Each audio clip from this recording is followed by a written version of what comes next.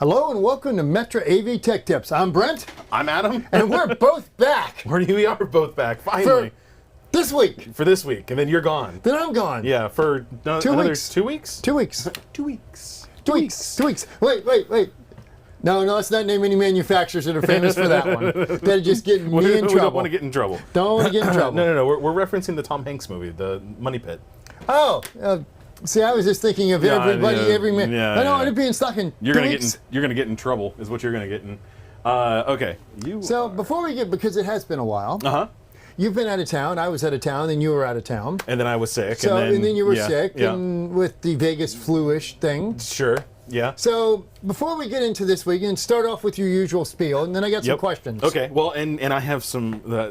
Today's video is super exciting. For one, in very incredibly important reason. But we won't get into it yet. Okay. Do So your anyway, usual spiel. All right, everybody. Thank you as always for joining us today on our AV Tech Tips episode today. As always, like, share, subscribe, hit the little bell notification to let you know whenever we do go live. And if you are watching this and you have not subscribed yet, Please do. There's a lot of you, because and I know everyone says this all the time, that our things are, we have so many people who are watching that aren't subscribed yet. It's true. Honestly, there's a lot of you that watch this that are not subscribed yet. If you are, go ahead and hit that little subscribe button, do the little bell to let you know whenever we do go live. However, we do go live every Wednesday at 3 p.m. In theory. In theory.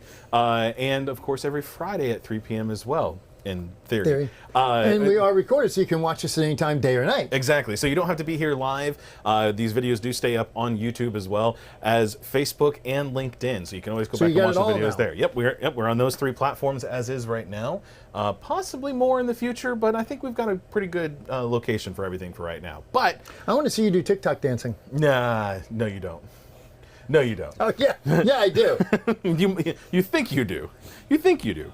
Okay, so with that said, everybody, today's episode, do we want to get into that, or do we want to? Before we get into that, just do a quick recap of Infocomm, because this was our first Infocomm in quite a while as a company. Well, second. So what we did last year, which was kind of small. Of course, it was over in Orlando. It was still in the midst of the pandemic and everything going on. And so, but yes, this year was the first large booth, large venue, a lot of people showed up. It was out in Vegas.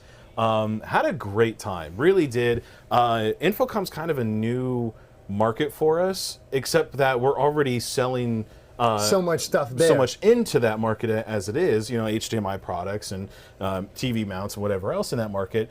But it was interesting going to the show and witnessing the different types of people who were going to be at the show. So did you get out of the booth at all? Barely. Now, I'm asking these questions because I really haven't seen him since he got back.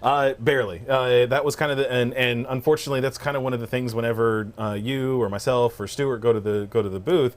You see the bathroom in the booth, the bathroom in the booth, the bathroom in the booth. The hotel in the booth. And if you're lucky, somebody brings you food. Yes. And I was lucky. In fact, oh man, I got to say, if you go out to the Vegas Convention Center, the new West Hall. The West Hall? The West Hall is fantastic, by the way. It's beautiful. Like the layout and everything that they have for it, it's really great. But just outside, across the parking lot, there's the Bagel. It's not Bagel Brothers. It's something else. I forget what it's called. But it's a bagel shop. New. But it's not just bagels. They do sandwiches. Best sandwich I've had in years was from there. I got a couple different kinds. But anyways, you don't go to Vegas. Well, you do go to Vegas for food. I go to Vegas for food. Yeah, Vegas has got great food. But no, great time. The floor, I did get away. I did have an opportunity to kind of walk the floor a little bit. There was a lot of people, and I can confidently say the industry's back. We are, barring the shortages and everything else. From what we saw with ISE. Right, yeah, and barring, of course, the problems with shortages and lead times and everything else. Continuing. Yes, and good news is that those also seem to be shortening. Somewhat, not a lot, but a little bit. But I can say that we're traveling again. People are out there. We're actually doing stuff, and it's fantastic. I'm super excited about it because it means that we can go do shows. And we generally miss going out to shows and talking with you people. Right. Yeah, we really do. The best part of our job is going out on the floor at a show and talking with the dealers and hearing what you guys have to say. Yeah, and actually, a lot of the reason that we do these videos is because we weren't able to travel anymore. That was probably one of the big things, because when we travel and go do, a lot of the stuff that we talk about on the floor is what we talk about here. Yeah. Right? And this gave us anyways, an outlet for that. Yeah, and we didn't need it, because we were about to shoot each other. Pretty much. So, yes. What is today's episode? Okay, so today's episode is specifically on a topic that we've already talked about. And so I'll put that out there. We did an episode about 8 months ago on what is an MOV and how does it work. So we're going to talk about that again. Is that .mov like on my computer? No. Yeah, no. This is that's just a movie. A metal oxide varistor when it comes to surge protection. So so we're talking surge protection again. Yes, we are. For one very, very big reason. And I use big You took a hit over the weekend. as a pun. Huh? You took a hit over the weekend. No. Your TV broke. No. Your refrigerator broke. No. No, that didn't happen. No. I can see that. No. Just for what it's worth? Yep. Neither did mine. So why are we talking MOVs, Adam? Because I get to finally talk about it. This is Talk about what? This is our big dog power distribution system. I'm super excited about it. We launched it. The official public announcement was at Infocomm Wednesday. A few days before in CE Pro, but true. Yeah, CE Pro released it a little early, but I started getting calls the day that you flew out. Yes. Hey, what about? Oh yeah, that's Adam knows all that. Yeah. He's on his way to Vegas. Yeah. So what I wanted to talk about today was MOVs, because it's really important for the new product line, and we have a feature on our new product line that no one else has. Well, before we get to the feature, because it is really exciting. Yes.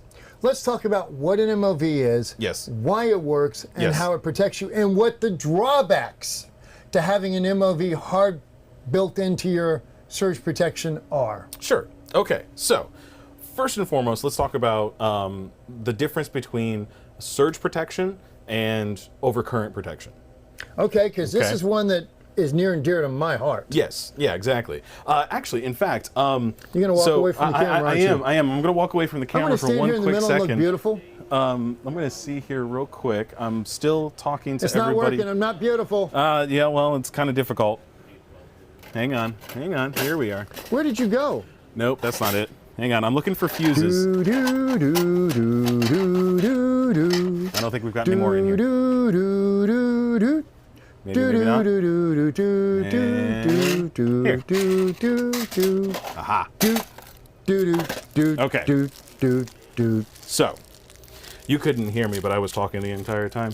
Everybody who's been watching today, let us know in the chat that you're here and what's going on with you. I did not hear you the whole time. Yeah, I know, hey, but I was. I know what that is. Yes.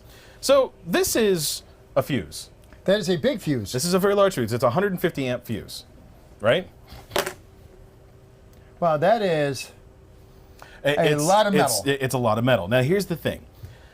A fuse is not. It's classified as a surge protector. Okay, it is classified as that. However, it's different. And I want to talk about this really as a way to more clarify what's going on when you have the difference between a surge protector and a fuse, right? Okay. So what I'm going to do is I'm going to switch over to our top-down camera. It's very, very bright today. We are very bright today. Everything's very bright. Okay, so you have your, we're going to call this the power company over here. Is that a nuclear facility? Yeah, if I can do it correctly. Nope, doesn't look right. Nope, did it wrong. Anyways, so you got your power company, right? The atomic symbol? It was supposed to be. It's all entirely wrong. Can you do a power symbol? Do you, a nuclear symbol? I'll let you do it over there. Yeah.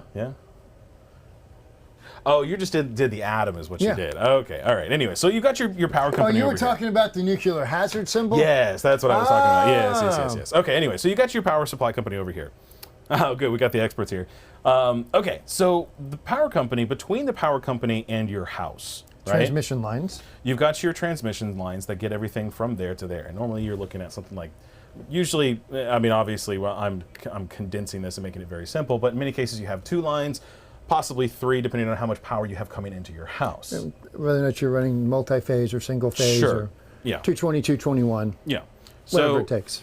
let's do this here real quick. So from there, you are inside the house. Now I'm gonna do like an expanded view. So this is inside the house, and you've got your equipment, right? So you've got your outlet here on the wall, and then you've got your stuff plugged into it. Now, here's what happens like this.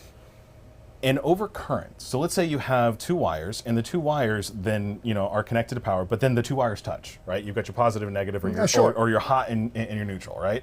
When it shorts out, what happens is that the electric current is given free rein to just run, right? It just goes at that point. It's like turning the spigot wide open in your hose. Right. Now, what happens when you allow that current to just run? Well, it's going to suck out everything it can pass. I mean, Right. there is no limit. The only capping limit's what's getting to the house at that point. Right. Yes. Well, and also your circuit breaker at the wall. Now, a circuit Which could breaker, be 15, 20, 30, 40, 80 amps. for all intents and purposes, a circuit breaker is this. A but resettable It's a fuse. resettable fuse, essentially. Now, so what that allows you to do then is, or what that's protecting from is something inside your house or at the load side of this entire chain has shorted out, and it's causing a too high of a current draw, right? So remember, there's a difference between current and voltage, right? And what's that difference, Adam? Well, current is drawn, and voltage is, for all intents and purposes, pushed, right? So whatever is generating. How does impedance fit into that? So impedance. Because I'm just going to make your life miserable what was right now. There was when we had from II, Installer Institute. Joe Padula. When Joe was on with us, and we talked about resistance and Ohm's law and how that works, he brought a picture with him. It had three things, and one was the voltage, which was pushing a person through. Yep. One was the current, which was pulling a person through, and a third one was the resistance, which was cinching down. Right, basically a clamp. The clamp, right? Yes. So resistance will when it's put onto a line, it decreases the voltage, which then has an effect on the current, which also is affected by the resistance as well, but it also generates heat. Now, there's not a lot of, typically in 110 and AC, resistance is not near as critical as it is in the audio-video world. Yes. So, yes, you have some resistance, but it's at such a high level that it's not really an issue. Or low level. It's a high level. High level resistance? The higher, when you look at like a... Oh, we talked about this. For the RCA. Yes, we did. Yes, we did. Okay, so what is happening here then is that the current is being drawn. Whenever you make this connection, this current is shorting, or sorry, the connection is shorting out, which means that we have very little to what's seen as infinite resistance, right? Or an infinite lack of resistance. Okay, so when you look at a circuit board for a device, let's say we're going to talk a television. Right. A television has a maximum current draw of, let's say, 3 amps now. Sure. I honestly could be wrong. Sure. But I'm going to pick 3 amps. Okay. Why is that current draw maxed out at whatever that amperage rating is? Well, it's the power supply at that point of what it's able to actually supply to the television, correct? Well, but why is there a max current level on that device? I don't, because of what it actually needs. Well, think about this fuse. See the size of that metal in there? What Right. you guys don't see is that giant chunk of metal. Yeah. A circuit board has very tiny traces on it. Right. A tiny trace can only carry X amount of current. Yes, correct. So when you look at current draw, we're live, Abe.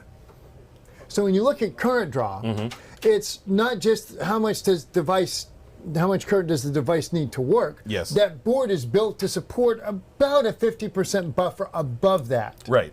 But that's it. Right. Because with current, as devices heat up, they become inefficient. Right. So current draw increases. And that's why a fuse has a very specific size of metal in it. Well, let's and that's a big chunk of metal. It is. Now, well, and let's talk about that, because what is a fuse? Well, a wire is a fuse. Any piece of wire is a fuse. Anything a light bulb is a fuse. A light bulb is a fuse. Anything that's passing current is a fuse. Ultimately, because at a certain point, eventually, it's going to burn out because if you put too much on it. So with something like this, like Brent is saying, you can see in there that little curve in there. That's the actual fuse itself. And at 150 amps, granted this is a 12-volt fuse, or what's designed to be a 12-volt fuse. 150 amps on 12 volts, that's a lot of power. That's a lot of current. That's a lot of current. So with that being said, that's why it's such a thick part in there. Now, granted, that does change when you go over to like a 5-volt system or however that is. That you affects look at a 5 amp fuse. It's it's like a hair thickness piece of copper. super thin. No. Well, Yeah. well. Now, Actually, mine are probably about the right fuse length. yeah, right. So and you're right, when you're looking at like the traces on a PCB, they're very, very thin, right? You're not looking at anything major on there. Because they don't have to carry a lot of current. Right, and so if you do start putting too much current on there, you're going to start burning out those. Which is what happens. We see that in HDMI. Right. So, when we're looking at surge protection, the fuse is kind of the back end. That's to protect you from your gear going bad. Yes. And sucking the system dry. Yes. MOVs are to protect you from the front end. Or other types of surge protection. Right, but stuff yes, coming yes. in, primarily. Yep. So how does an MOV work? Okay. So again, we did an episode on this about 8 months ago, and I did a decent job of expling things on that one, if I do say so myself. Did you listen to it this morning? I did actually to Hey. review myself on that. So there you go. Get your little. We talked about that too. You're all about wiping down the board. So an It's MOV. my own personal OCD. Okay. The way that this works is we've got our power supply. Our power supply in this case would be like the generator, right, or whatever's creating the power itself, right. So again, we've got our Nuclear plant. right. So it comes into the house, and now I'm going to be very simple with this. I'm going to draw it as simple as possible. So I'm just going to do a line, a hot and a neutral, right. Okay. So we've got our hot line coming in, we've got our neutral line coming into the house, right. Now, once it reaches inside the house, then of course we're going into the plug. Now the plug also has a ground line on it as well. In fact, I'm going to do it like this. Because it should be green. Yeah, let's make it green. We've got our ground. And just for kicks and giggles, I'll go ahead and do this as well. We'll make this one blue. This will be our neutral, right? So we've got our lines coming in. Now, a surge protector. So we from there we've got our load, right? Our load is whatever is doing the work. Light, refrigerator, doesn't matter. Yeah. So this is our load. This is the thing that's doing the work, or that's using the electricity to do something, right? And what's happening is, of course, we're making our connections here. We've got our hot connected to one, we've got our neutral connected to the other, and it's AC power, right? AC power is alternating, right? It's alternating current, switches from positive to negative, and negative, or positive to negative, back and forth, right? Because it's going back and forth. Now, when you have a surge protector in place, it has an MOV usually between the hot and the neutral. And if you go back and look at the video, this is the symbol for an MOV. But it also could have one between the neutral and the ground. And then it can also have one between the hot and the ground.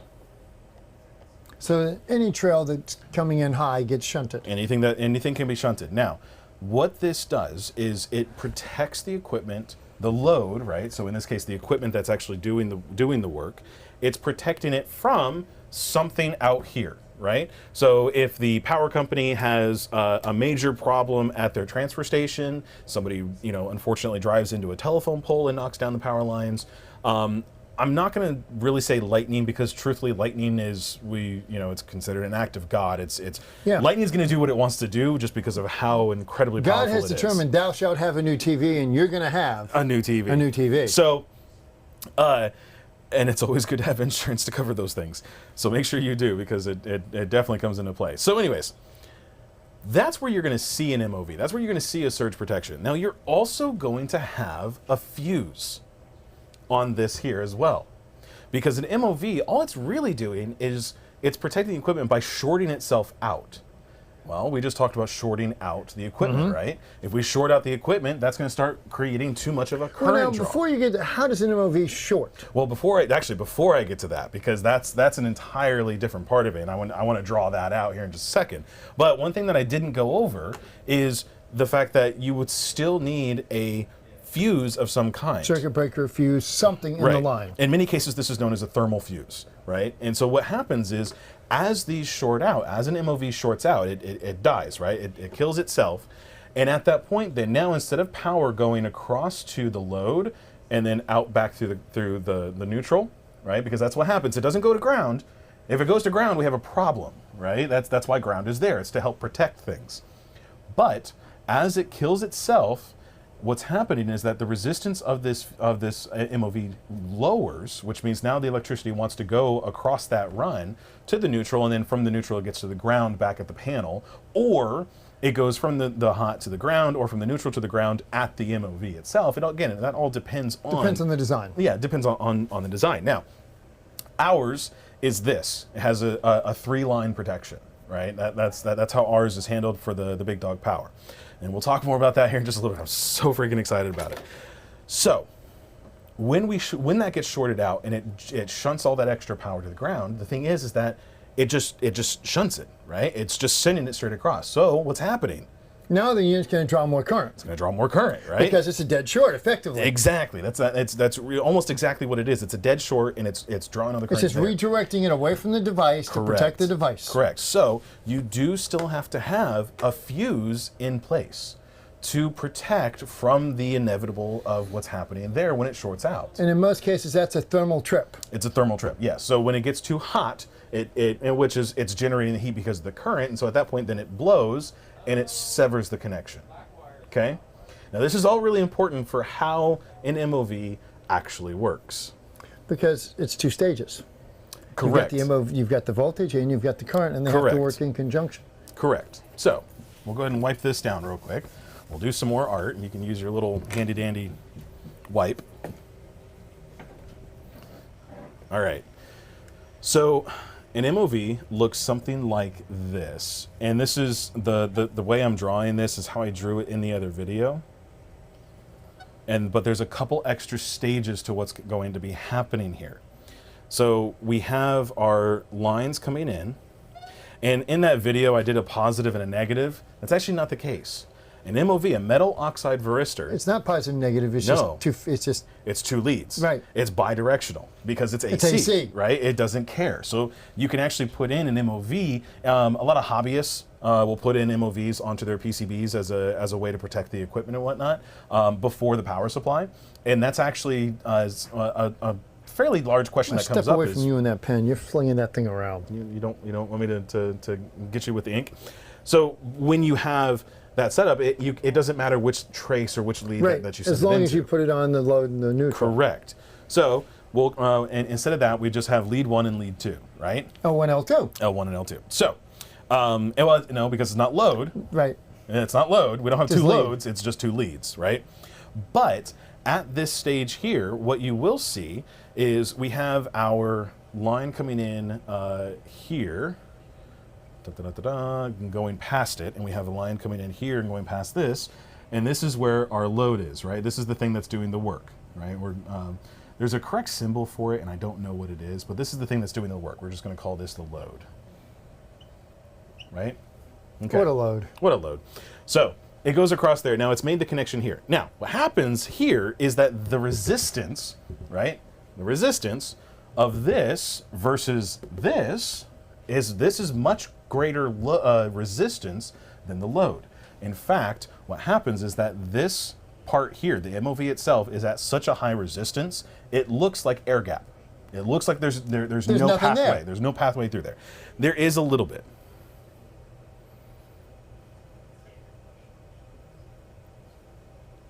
He's reading. Yeah, I am.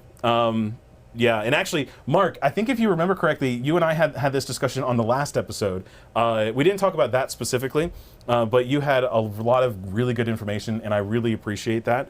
Mark is saying that the only real downside has to do with sonics. MOVs and fuses in the circuit usually really mess up the sound.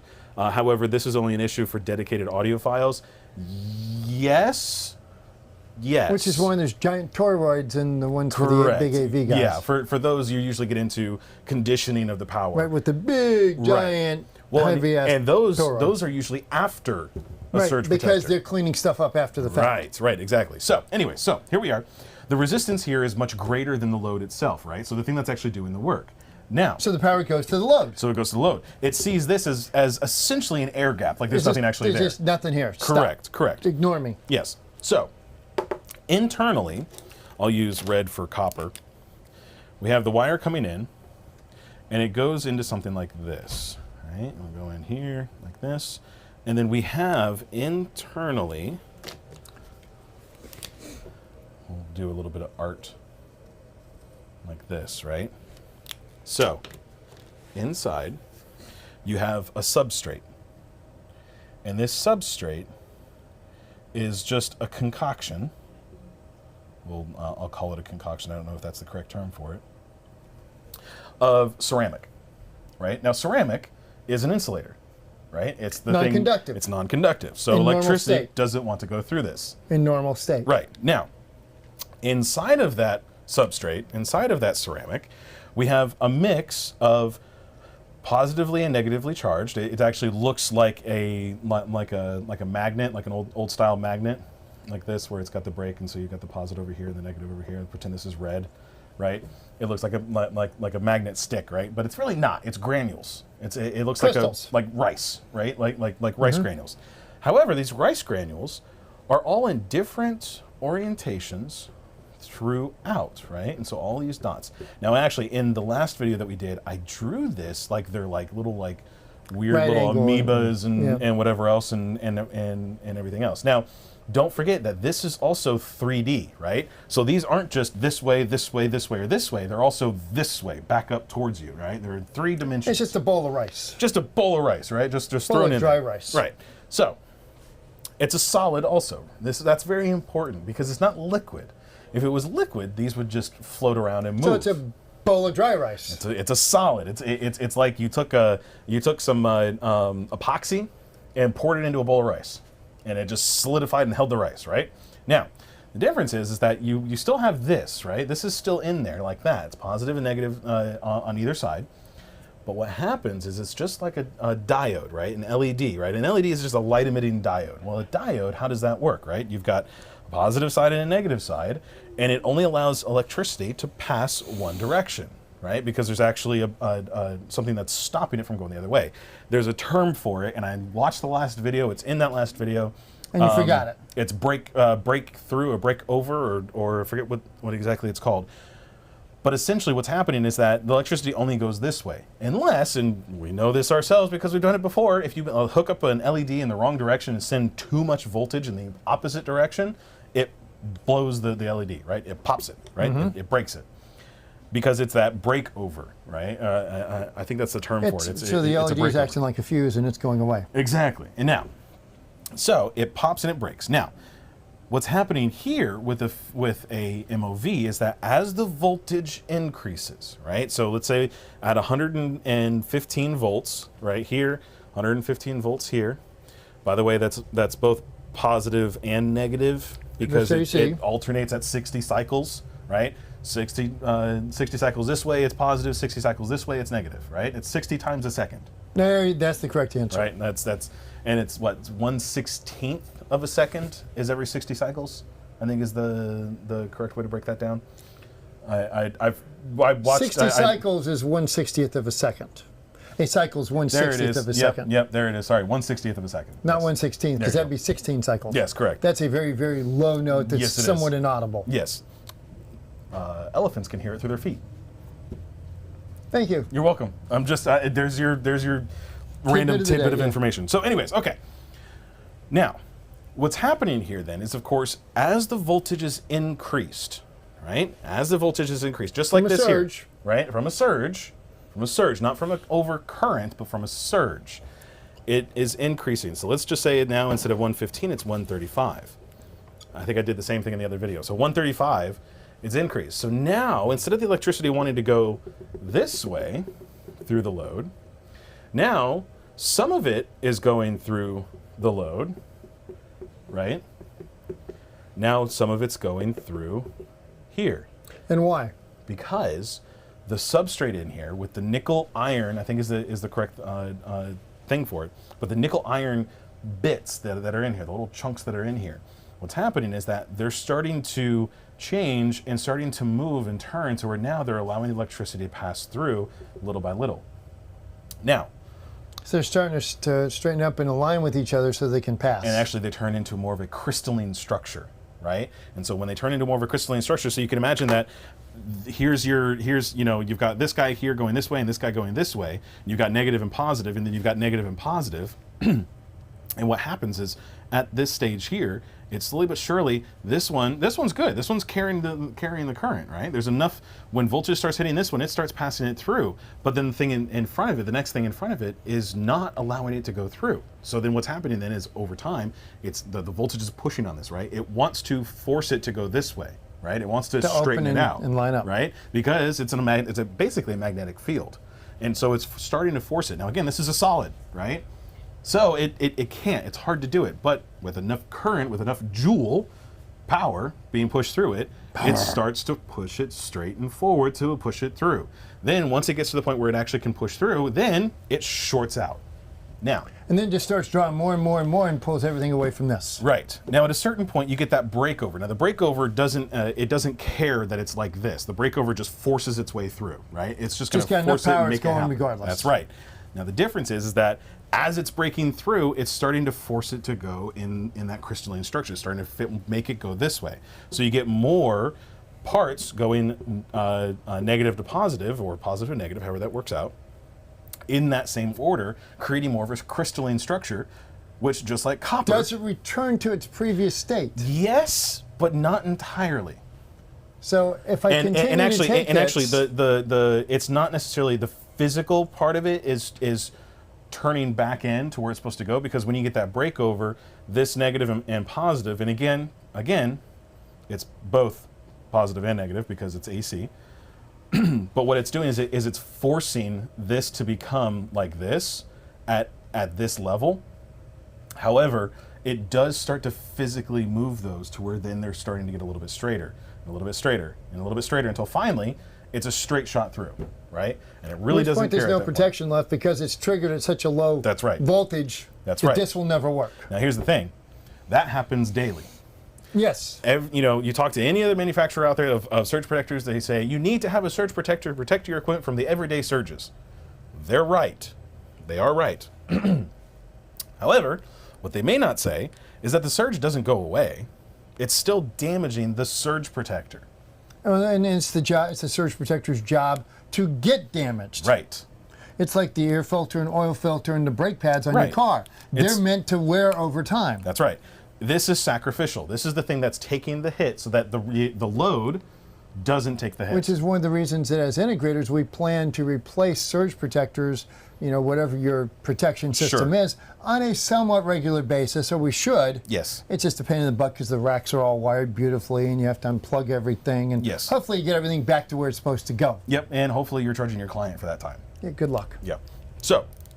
So this has been a problem for our industry for as long as there's been an industry. And problem may not be the right term for it. This has been just the way that MOVs have worked in our industry and every industry, in every electrical industry. It's not as easy to swap out as an air filter or an oil, and unless you look at the because this is normally soldered directly to the PCB of the surge protector device. And we're not getting $10,000 for an oil change like the exotic cars. Right. That's right.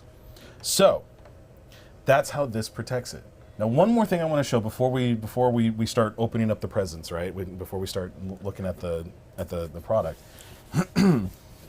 In the last video, I had pre-drawn a what do you call it? A graph, and I actually had to erase it, and then we never went back and talked about it. So the way an MOV works is not linear. So it doesn't go from here is 110 or 115. It's not a straight line. And in fact, what happens instead is we get a parabola. Is that the right term for it? Where parabola? Or parabolic curve? Parabolic curve, maybe. So we've got our graph here, right?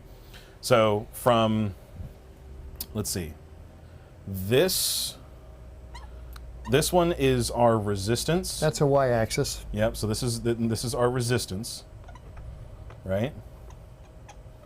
And this is our voltage.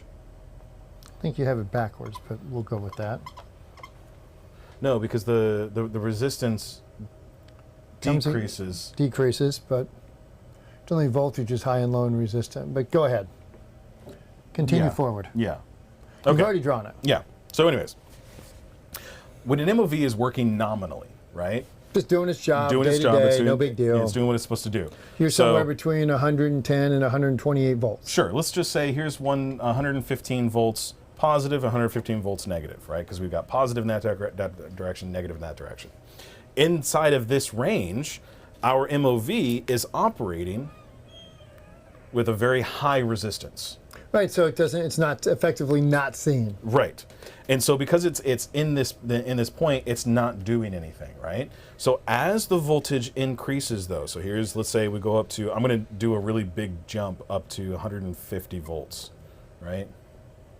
It doesn't actually look like this. In fact, I should have changed a little bit.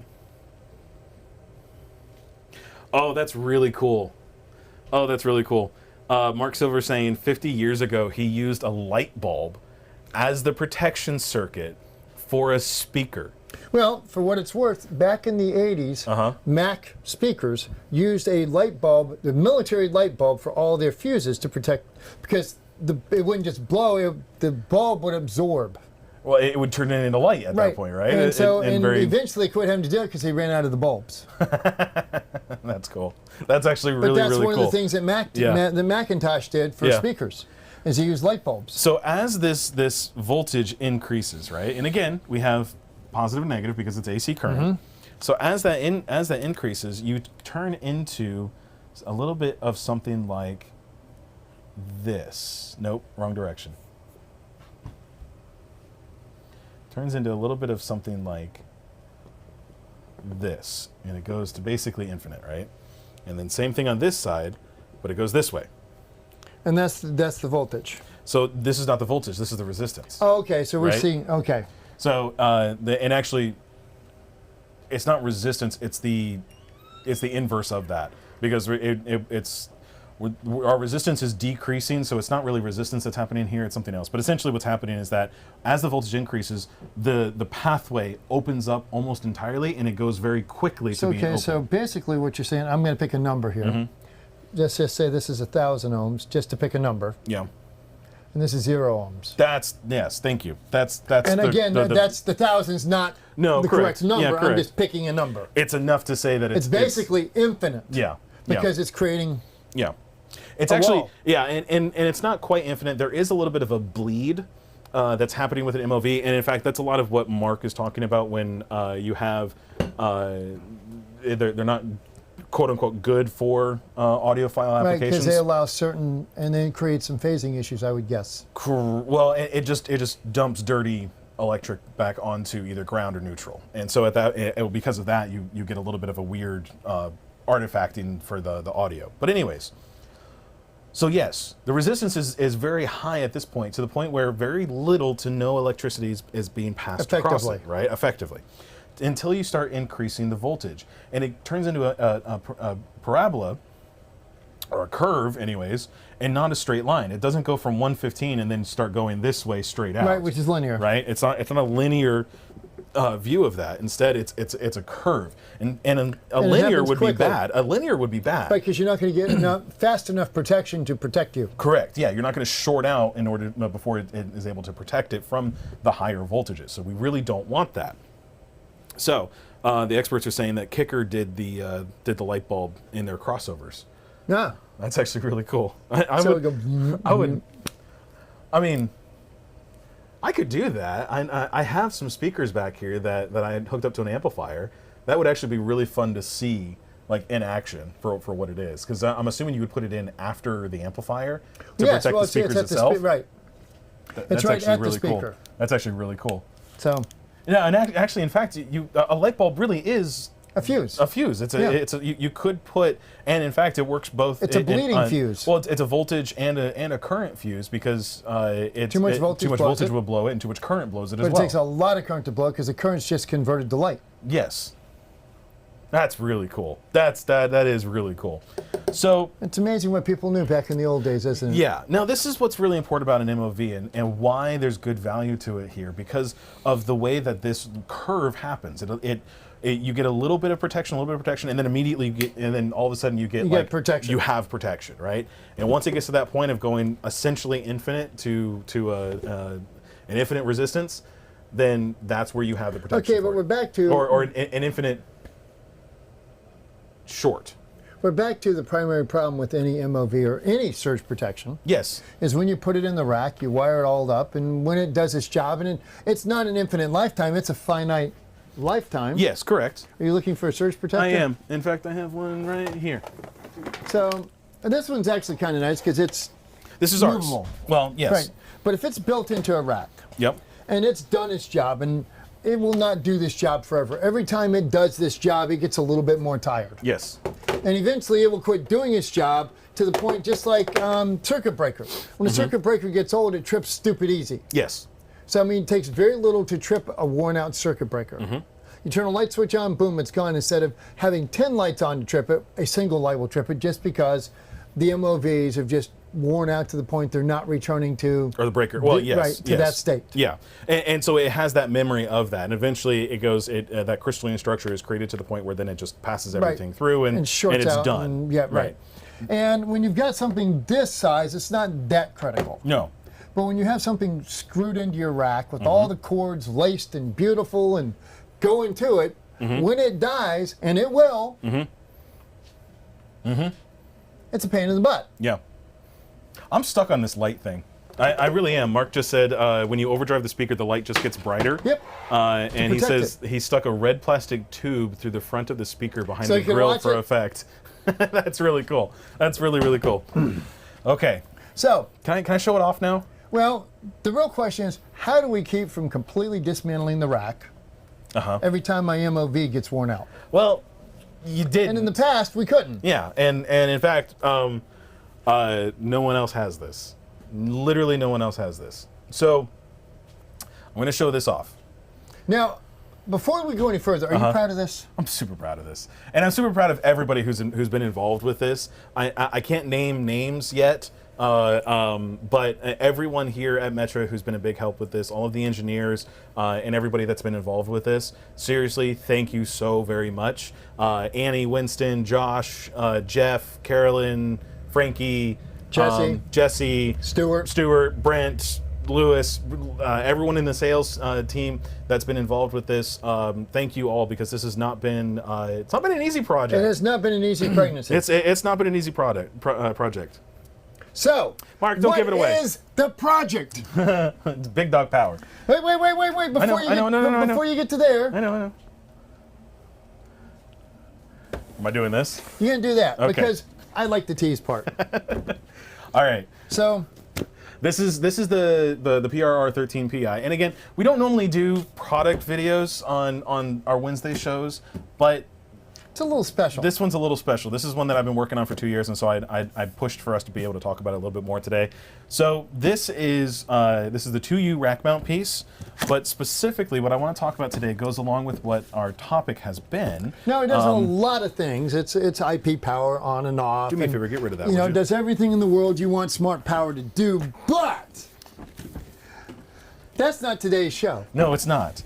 Today's show is about surge protection. Ooh, and look at that beautiful bag. Right. You get the nice stuff. Wait. Again, this is not normally what we do, but even the inside of the box, he spent a lot of time getting this right. Yep. Okay. You can take that and do with it as you will. This, I'm going to switch to our top down so you can see what it looks like. This is our 2U rack mount piece with replaceable surge modules. MOVs. So now, traditionally, this entire unit, in the event of a surge, would need to be replaced. If it had taken enough damage. If it took a damage, or if it took a surge or got knocked out. But it's now, got its rack gears mounted to it, and it's on the rack, and it's got all all your laced up, cords, and everything's all set up and whatnot. But now, you don't have to. Now, but wait. Suppose it took the hit on Saturday morning, and you're in Vegas. And your customer's wondering, when am I going to get my system up and going? Well, in our discussions, the whole idea would be that you sold them additional replacement modules already in place. So show them a module, because this is awesome. Because we've all been on that side of the phone call where we could not get there in a timely manner, or the product was not readily available. Yes. So now, customer calls you up and says, hey, something's happened. You can say, great, do me a favor. Is the green LED on or off on the front of the unit? It's off. Great. Go ahead and pop out the old one. That's the MOV. Put in the new one, and you're back online. Ah, that's so cool. And it's that easy. Now, why are there two MOVs of different values on this unit? Okay, so the reason for that, we talked about that graph, right? We talked about that graph that went off in two different directions, right? The reason for that is because the 2040 reacts faster than the 3060 does. However, this circuit of the two of them is seen as one whole surge protection circuit. So it's a total of 5,100 joules of surge protection, but it's seen as, but the 2040 reacts faster. It can take the first brunt of the hit, and then the 3060 Which steps gives in the and keeps it 3060 going. time to protect it further. Correct, yes. So, and then it hands it off and whatever else. And you may not get to the 3060. You may not, but it's still seen, here's the thing. You don't replace your right brakes on your car and not the left brakes on your car. You really want to look at it as a system that works together. And so if it gets damaged, the system should be fixed. The system should be replaced. And it's just as simple as just having a set of these on site so that when the first set goes bad, you just pop it out, you put in the new one, and you're back up and running.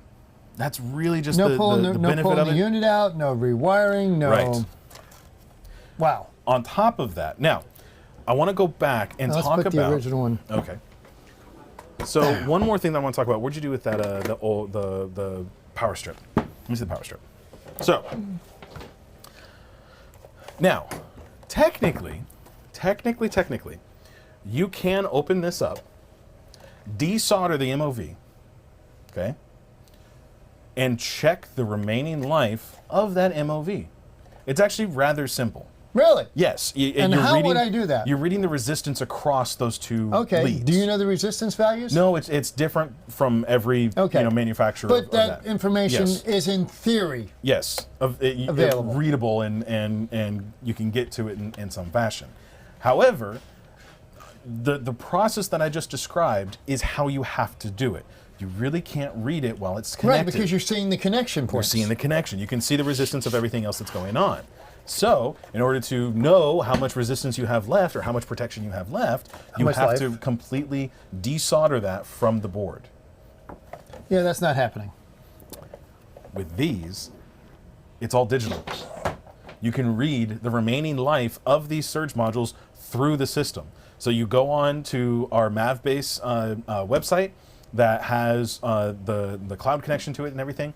You pull up this PDU itself directly, and then on there, you're able to see the remaining life of the module. Now, is this app-based or is this internet? It's cloud-based and app-based. Well, the app connects to the cloud and pulls the information that way as well. So you can get it both on an app and on the cloud. Can the consumer check his own? Yes, if the dealer wants to set it up that way. If so the there's a wants to set it up that consumer way. side and a dealer side to the app. Yes, and it's one app. So if I'm a dealer signing in, I see one thing. If I'm a client signing in, I see something different. But it's still the same app, and I did that on purpose. We're going to have an entire video series that comes out specifically about this product. Again, this has been something that we've been working on for 2+ years now, and we're finally to the point now where we can start talking about it. We're shipping very, very soon. And what product's been out there in beta testing? Well, we've been beta testing, yes. Nobody's been able to talk about it. No, because we've been very tight-lipped. As you can probably understand, there are other manufacturers in the industry that do things very similar to what we do. However, no one has that. And you got to love the little printer ink cartridge sized box. Yeah, right. Yeah, no, this is great. And speaking of ink cartridges, it's so ridiculously easy. If a client has ever replaced an ink cartridge on a printer. Actually, this is a lot easier and less messy than the ink cartridge. Think about it. You normally have to open up the printer and everything else, but with this, you literally just pop it out of the face, and then you put the new one in, and you're golden. Now, I do know you offer another unit that has surge protection on it. I do. So that's the 7-outlet version. The 7-outlet version is a rack mount unit, and the rack mount unit also has, a vertical rack mount unit. The other one is also rack mount, but it's a 2U rack mount. So this can go horizontal. This can go horizontally in a 1U space, but it's also designed to where it's meant to be designed to where you can go up and down. Or yes, it bolted is. to the wall. Yes, it is patented. Yes. Yes, it is. So with this here, it's also in there.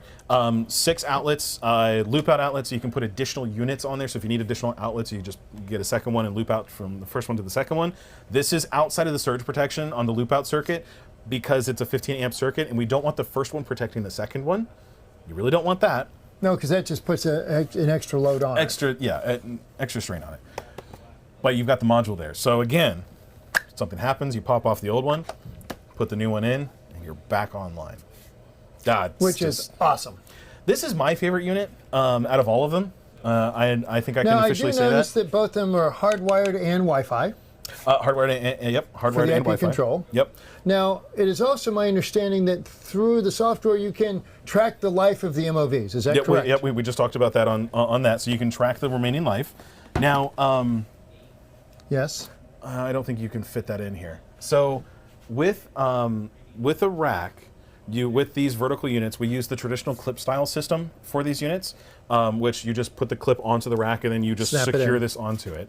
However, when I was installing these, or different ones like this from other manufacturers, I would always ask them, I want to use the rack rails on the back of the rack. Can I do that? And they would always tell me, yeah, if you can take those clips and modify them, and not even modify them. Because there is no modifying because the way that they're tension based, so you can't really modify it or else it won't do anything. And if you can make it fit onto the rack rails on the back of the rack, I'm going over there to that, but like on this one here, the rack rails, you can't even see that. I don't think that's even in view.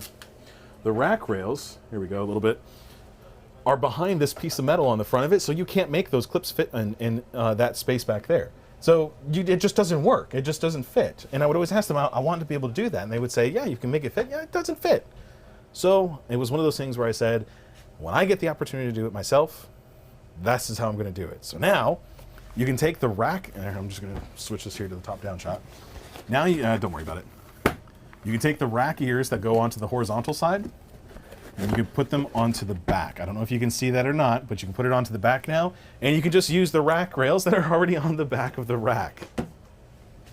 Simple. And you can bolt it to the wall. Hit that button. Yeah. We're asleep. We're asleep. Okay. I'm really excited about this. I really want to get more information out there for everybody. We are already up to our almost an hour now. Wow. Time flies when you're having fun. Seems like a short show. It's been we've had a lot of really cool things to talk about. Reach out to your sales rep, reach out to your distributor about availability and pricing on this stuff. It's going to be available very soon. We are taking pre-orders on it. It's real. We're not going, I'm certainly not going to use the 2 weeks line, but yeah, it's real. Yeah. Well, and truth be told, if you are interested in something like this, you need to get on it right away. This is something that's going to be popular. It's already popular. It's already popular. I'll put it that way. Now, how long is it out in the field being tested? Since January. So we've had it out since January. People have been using it. We've had the beta testing. They're not using pre-prototype. They're using production-level products they're testing. Right. Yeah. So they are. So they just didn't get the fancy box. Yeah, they just didn't get the fancy boxes. There were minor changes between what they have and what this is, but incredibly minor. It's things like the plugs on the back of the unit have a little bit of a gap on it, but I'm incredibly excited about this. I really can't wait to get it out there for people. Yeah, it's gonna be great. Adam, tell me how you feel. I'm underwhelmed. And this is why you went to Vegas. This is why I went to Vegas. This announcement was why we went to Vegas. Other than the fact that we are trying to talk more expand into the Infocomm market, but so this what really was was what it was. Since now we can talk about it, because you had people stop by that have no clue who we are. Mm-hmm. Mm-hmm. I had. Let me put it this way: we have. I was talking with our GM, Jesse, and about how the advertisements that we put out in the dailies for the shows, like at CEDIA and Infocomm and whatnot, the advertisements that are put in there, we have never had someone specifically come to our booth because they saw us in the daily. Ever. I had 2. And when I say ever, I mean in the 20 years that we've been in business. Yeah. In the AV side of the world, Never have we had someone come by to the booth. We had 2 people come by specifically because they saw us in the dailies and they wanted to know more information about it. So I'm over the moon for this, guys. I honestly cannot Did wait. anybody stop by and say, hey, I watched your show? Oh, yeah. Actually, quite a few. Yeah. And actually, everyone who did stop by and watch the show or tell me about it. And again, thank you so much for bringing it up and telling me that you saw us on this channel. If anybody else is going to, let's see, what's the next show? It's CEDIA, right? CEDIA is the next show? There's some regional CEDIA tech summits. Tech summits, yeah. If you see one of us there, or if you see the sales guys there, let them know that you watch our shows, or let us know that you watch the show. It honestly, the ones helps us. Well, it helps us, but it's really nice meeting people who watch the show. On our side, we get the chat, but we also get just numbers, right? We just see, okay, we got this many views on that, but it's nice like putting. when you guys call us, say, hey, I saw your show, I got a question. Yeah. I mean, it really is. It's nice having a face and a voice. It's nice to know that we do something. Yeah, a face and a voice to the numbers of people watching, and that's always special to us. So, Brent, I think we need to go ahead and wrap it up, because otherwise I'm just going to be standing here gushing about the product. Well, since you're gushing about the product, we showed the 7-banger and the 13-banger. Yep. I do know that we have 2 other products that, while they don't have the MOVs built into them. Yep. Real quick, we'll go through those really quick. We'll show those just because they're still exciting. Oh yeah. The 3-outlet, 3 outlets. It's meant to be surface mounted, so you can put it like behind a TV or something, or you can put it inside of a structured wiring panel. I have plans for this that I'm not allowed to talk about. So you kill me with I can't talk about that. I can't talk about it. I can't talk about it. All I've heard is I can't talk about that. I know, because I can't talk about it. And there's going to be more stuff that I can't talk about. There's going to be a lot of stuff that I can't talk about. I thought it was bad for this that I wasn't allowed to talk about it. There's even more stuff that I can't talk about. Then we have our single outlet plug. This one's very exciting. This one is a Stuart special. Stuart came up with this. This was his idea, and I give him all the credit for that, because I was going to go right past it. I didn't think that something like this was necessary. However, his idea, we started talking amongst ourselves and to close dealers of ours that are close friends of ours, and about the idea of it, and it's been great. It's a single outlet plug. The single outlet plug is pretty straightforward. There's it's 360-degree rotatable once it's plugged in. There's no surge protection on it, but all of the other feature sets that we have for it, where you can actually go in and remotely control it, you can do the self-healing, you can monitor the power and everything, which is awesome. Yep, all of that is built into that, and it doesn't need a hub or anything else with it. It's just that by itself. Yeah, no, So unlike your TIA switches and all the quote-unquote smart switches out there, when the internet goes down, you're out of luck. Yeah. This is self-healing. This is self-healing. Yeah. No, this I'm incredibly excited about. This is something that's I see this as being on just about every job, because if you think about it, every job that you do, even the smallest job, has a network connected device. Sure, your Apple TVs, your Rokus, your printers, your 4-channel camera systems, just the little teeny tiny jobs. Well, I frequently have to recycle the power on my smart TV. Mm-hmm. Yeah. Well, in many cases, what this is doing for us also, for the small jobs, is in those jobs, the dealer or the integrator doesn't own the network. It's usually from the ISP, or the client has provided a router. Yeah, it's Spectrum Wi-Fi or something. So they have no way of monitoring it and maintaining it. You put one of these in there, and now you own the network. Now you have the ability to say, well, it's going to automatically reboot, or put it on a schedule, well, and you can do that, and you still don't it. have to be responsible for the network. You're just resetting it when needed. You're just monitoring it and giving the information. Because, again, you install a 4-camera system. When it stops working and they can't see their cameras, the client's not going to call the ISP. No, they're going to call you. They're going to call you because you installed the cameras and the cameras aren't working from what they can tell. Why aren't they working? Obviously, it's your fault. That's that one. I'm happy. I will be even more happy when even more people get to actually use it. It's not just about me trying to sell it at this point. It's now for me wanting to get people to actually start using it, and giving me feedback as to hopefully I did good, and it's not and it's what's the word I'm looking for? Well received. Popular. Well, on that happy note, because we have been at this a little over an hour. Yes. Anything left you want to share? Come back next week. Next week, I believe we're going to be talking about HDMI bandwidth. With who? With probably myself.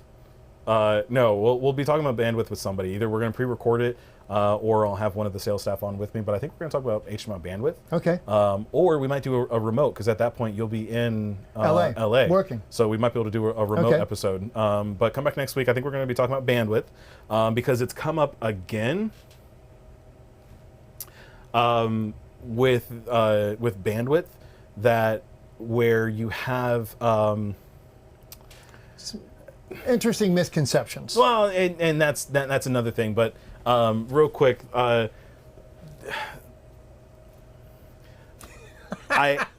can't. I'm not allowed to talk. Well, it's not that I'm not allowed to talk about it. It's just I have nothing to say about it yet.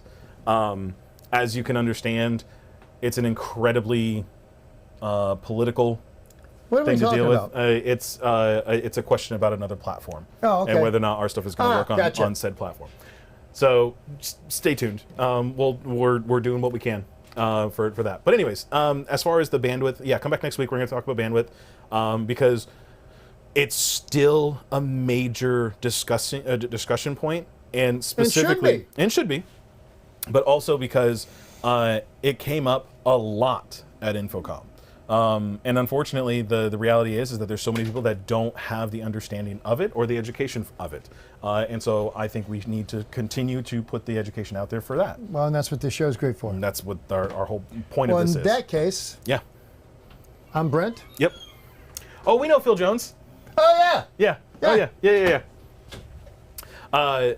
In that case, I'm Brent. I'm Adam. Reboot early. Reboot often. Ooh. Don't cut your wires too short. Yep. That was weird. What? It didn't do the countdown. There it goes. Don't get your wires too short. Turn off CEC. Call tech support and Make sure your extenders are 20 meters long. 20 meters. At least. At least 20 meters. 70 least feet, basically. 70 feet. Have a great week. Thanks, everyone.